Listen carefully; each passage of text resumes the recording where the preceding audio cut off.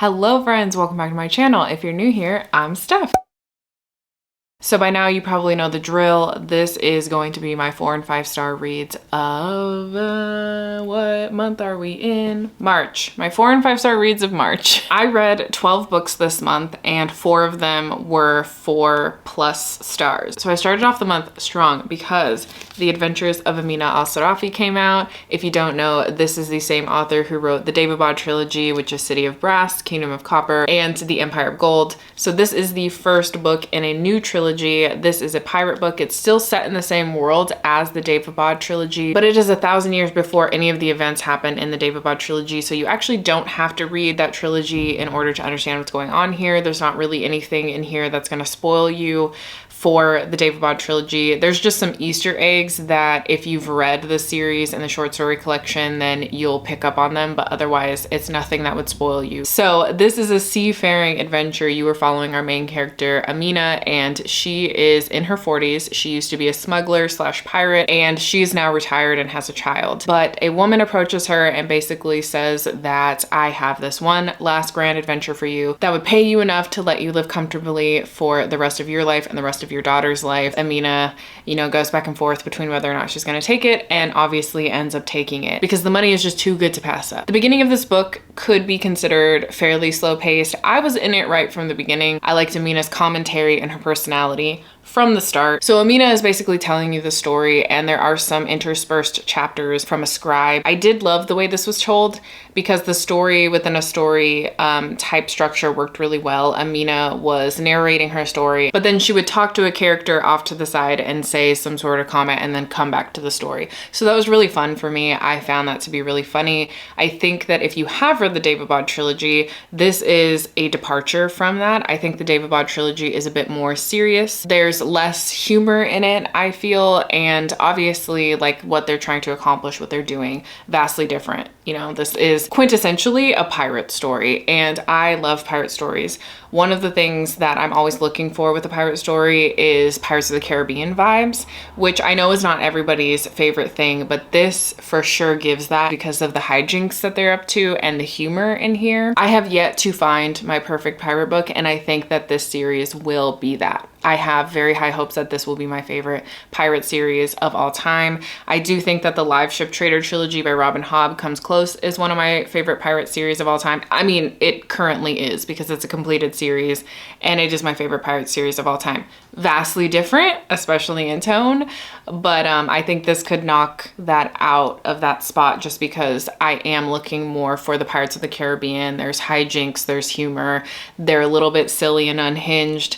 I definitely think that's happening in here. I think there's a lot of plot twists, there's a lot of adventure and stakes that are happening, but also this book wraps up in a way where you can feel satisfied with this singular book, but also excited to move on with the rest of the series. One of the other things that I found very interesting in here, but I can't speak too in depth on it, is the fact that Amina is Muslim, and she talks about this a lot, and she actually references a lot of different religions just based on who she's meeting in this story, the people on her ship, what they believe, and I thought it was really interesting. I can't say if it was well done or not because I'm not Muslim, but I thought that was a very interesting addition to this story just because when you think of pirates, religion does not come to mind. So I thought that was a very interesting conversation to have in here, especially for our main character. But speaking of our main character, like I said, I love her, but I especially love that she is 40 something years old and the crew is older as well. So we're actually following a middle-aged crew, and I love that so much. I think we definitely need more stories with older protagonists in them. So I just really appreciated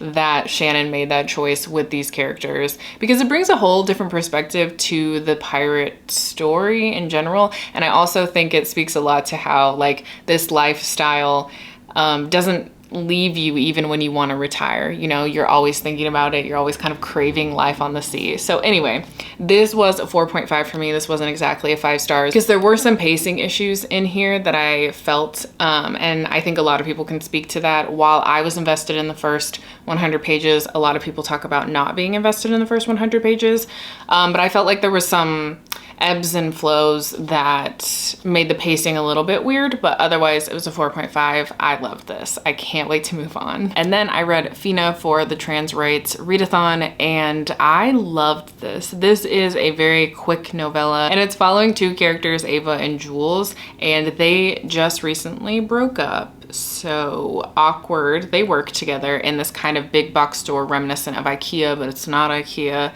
And they go to work a few days after breaking up and end up running into each other. And it turns out that one of their customers ends up getting lost in one of the multiverses. So Jules and Ava are tasked to go find this elderly customer. So they are not only given the rude awakening that multiverses exist in this big box store, but also they have to do this together and kind of work through their problems with one another and their relationship. So while going through these different portals and encountering all of these different situations, they end up having really deep discussions about life and each other and their relationship, but also there's a heavy emphasis on capitalism and queerness and what being a millennial is like in a capitalistic society, but not only a millennial, but a queer millennial in a capitalistic society.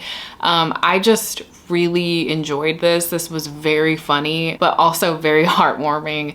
I shed a little tear by the end, and I just appreciated everything about this story so much. I want to read pretty much everything by this author now. As a matter of fact, I went out and I bought another audiobook by them.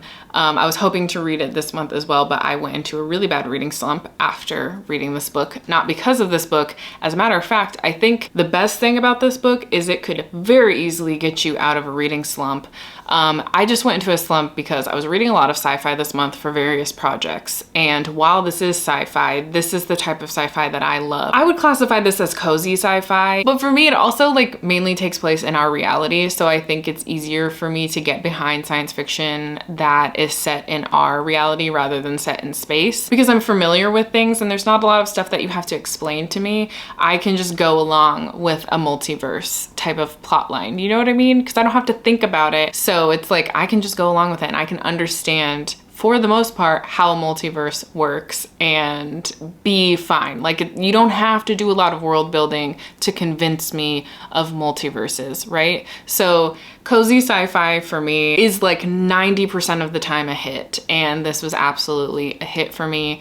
Like I said, it's a novella, so I don't want to talk too in depth about the plot, but I can say that I really loved these characters, and I really like introspective characters who understand their own flaws but may not know how to change them, and so other characters kind of help them through that. And I feel that that's definitely a theme in here, but I also just enjoyed the commentary in general. But I also find that cozy sci-fi making commentary on like capitalism and hustle culture is very interesting, but I just think it's fun. Oh, and for that, I also gave it a 4.5. And then we are moving into the last two. So part of my sci-fi reading this month, actually one of them was a big hit for me, and that was Annihilation by Jeff Vandermeer.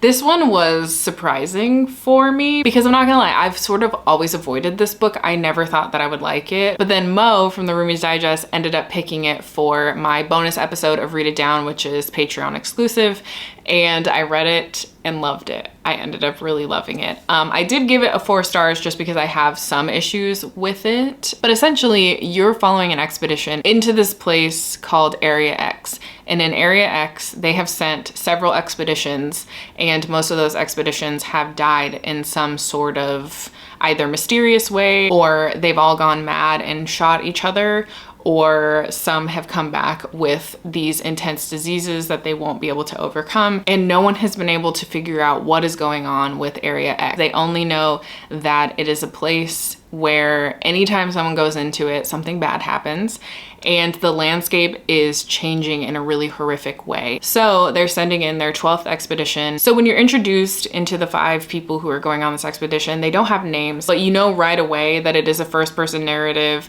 and the main character is someone who is a biologist. So there's a biologist, an anthropologist, a psychologist, there's a linguist, and then I cannot for the life of me remember the last one in the expedition, but the linguist very early on ends up dropping out entirely. She doesn't want to do it, so you are kind of dropped in right at the beginning of this expedition. They're already at Area X, and you are observing all of this through the lens of our biologist. It is so interesting. When I say it is eco-horror, it is definitely horrific.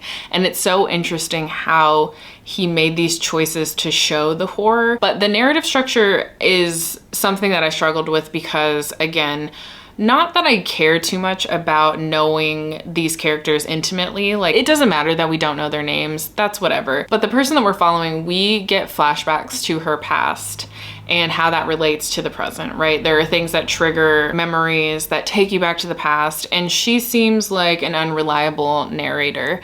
And I think that plays really well into the horror aspect here.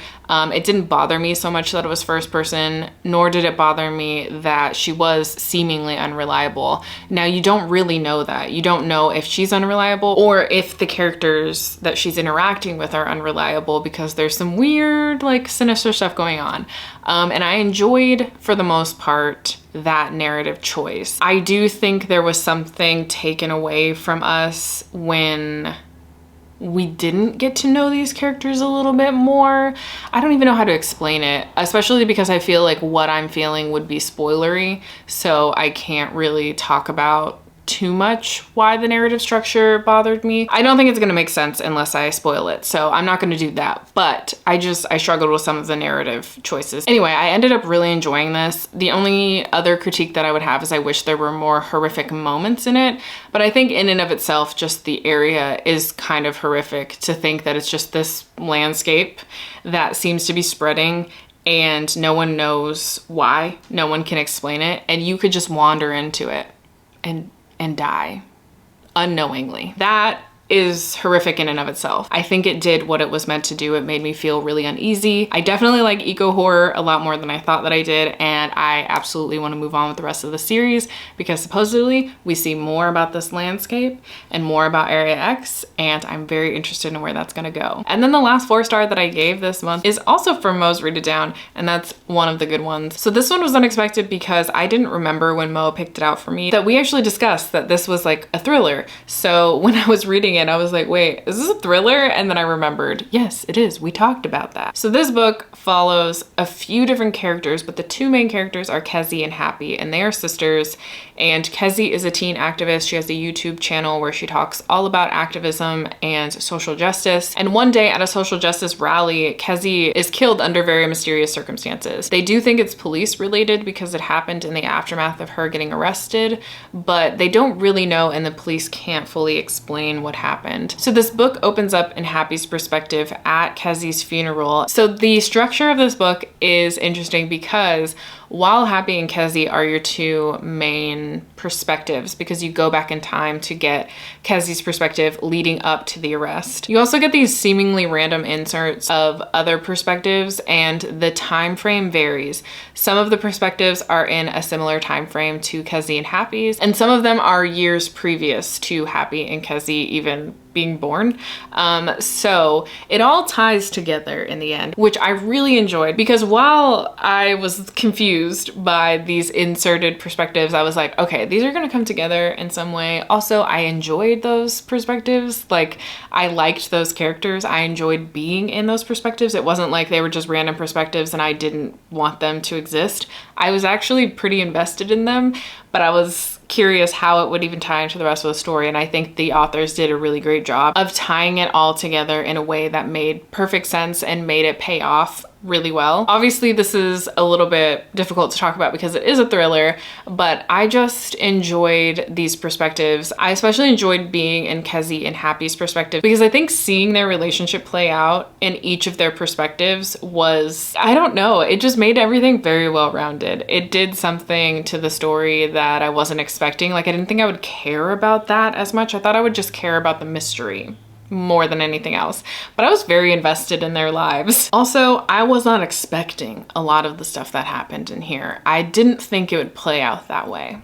I don't know what I expected, but it definitely wasn't that. Also, I think this book does a really good job of making you think it's one thing and then turning it completely on its head, which I love in a book. I think that is the best thing, especially a thriller or a mystery can do. And I was very satisfied with the ending. I also think that reading the author's note in here is very much worth your time. that gave me a whole new perspective on the story and made me appreciate it even more. And one of the things that I talked a lot about in a few videos that I've put out recently is I've started to notice what I love in writing. I've never before claimed to care that much about an author's writing. I feel like if an author can just bring me into the story and does well at like the world building and making me like characters or loathe characters, I'm usually fine. Like I usually don't care if the writing kind of sucks. But I have noticed that my favorite type of writing is the writing that makes me feel what the character is feeling. And a few of the books that I've read this month definitely have done that. But especially this one, I feel like each perspective, I felt what they were feeling. And I was on the edge of my seat when these characters were on the edge of their seat, and I was curious about things that they were curious about. So it made me very invested and made me feel like I was part of the story, which doesn't happen to me as often as I would like these days, but that definitely happened in here. I think the writing is really great and it brings you into the story very well. I also think that if you're a really big fan of Tiffany D. Jackson, like you've read everything by her and you're looking for something similar, read it. This is it. You should read this. So yeah, I ended up giving this 4 stars, and that was my last 4-star of the month.